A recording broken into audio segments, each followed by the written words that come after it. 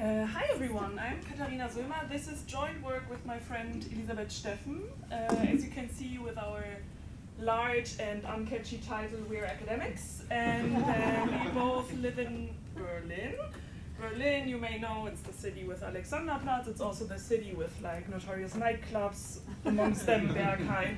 There is the myth that Elon Musk was denied to enter there. We don't know if it's true. Berlin is also the city where on October 7th, people were giving around celebrating October 7 atrocities with baklava.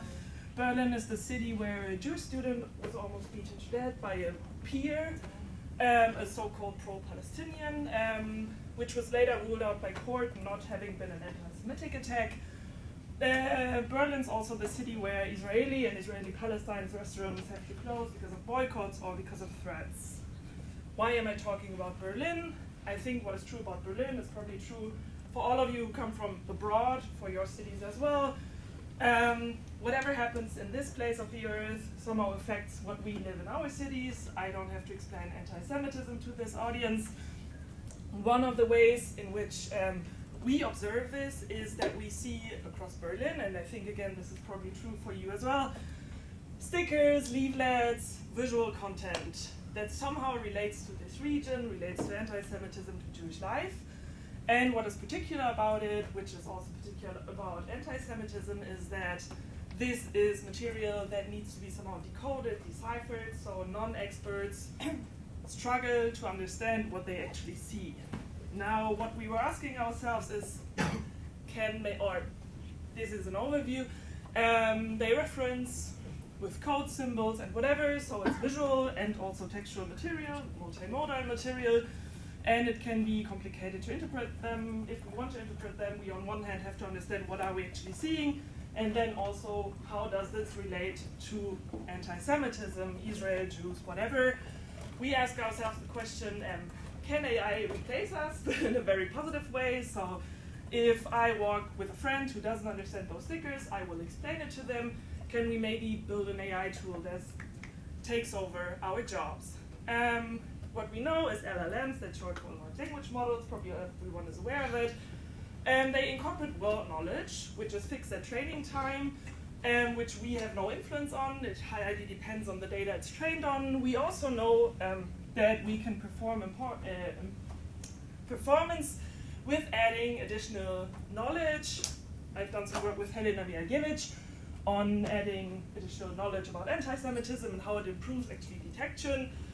And so our idea was to build a RAG that's retrieved augmented generation, so to build kind of a system that takes knowledge on anti-Semitism, additionally to what it knows, to then explain what it sees on images. The knowledge we chose is by the American Jewish Committee, Translate Hate. It contains some information about different visual elements of anti-Semitism and also textual explanation. So again, we're talking about multimodality, that is not only text, not only images, can be videos, whatever. And we extracted that. This is our system overview. I'll try to keep it as little technical as possible. So we take as an input a photo of a sticker, just as the ones I showed you before. And then we create an image description. Why do we create an image description? Well, that's a technical problem. If we use multimodal embeddings, we don't have a context size large enough. So Clip of OpenAI, I don't know if you know it, has a context window of almost 80 tokens, and that's way too little for adding elements of a knowledge base. So for now, our systems runs with an image creation. Currently it's QN, but can be any other model as well. We take our knowledge base, which we split into paragraphs. That's also a methodological decision. We try it around a bit, embed it, and then we query kind of the model to, with this image description and the knowledge base, explain us how is this anti-Semitic. I can show you the prompts later if you're interested. And we get some sort of interpretation. I wanted to show you one example, and I'll give you just a few seconds to look at the image and think about a situation where somebody that is not aware of what is displayed here, what is the information that these people would need to know to understand what is displayed here, and if this is anti-Semitic. So we're not talking just about a labeling or classification problem, yes or no anti-Semitic, but really about generating an explanation. What I would explain to that friend would be, well, first of all, relevant parts of this image. The background is not relevant, it's just the sticker that's relevant. We see two images of something that is probably a prison or is meant to be a prison, so a fence around it. One says Auschwitz and has the Nazi flag, one says Gaza and has the Israeli flag. And this would be the image description I would give more or less. We could also later talk about what are relevant information. I could also mention that there's a little tag down here. And then I would explain that if I had to classify it following the IRA definition, I'd probably say this is, I think it's paragraph 10 about comparing contemporary Israeli politics to that of the Nazis. I would also say it's a Holocaust distortion, it's definitely historically incorrect, and I would definitely say it's anti-Semitic.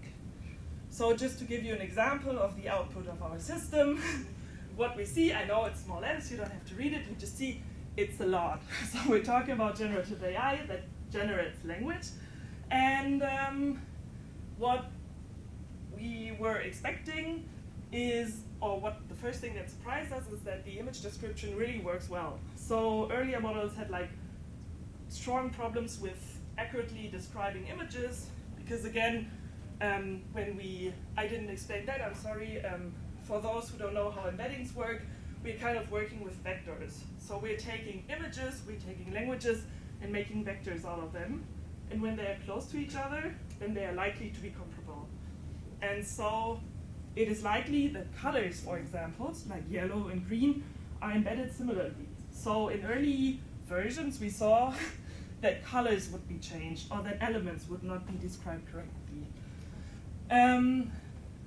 So we saw the model describes all relevant elements in the sticker, and we also noticed that the model actually has a very solid internal knowledge. We noticed that even more for proprietary models, but also for open source models. We were surprised how well they work. We used cosine similarity for information retrieval.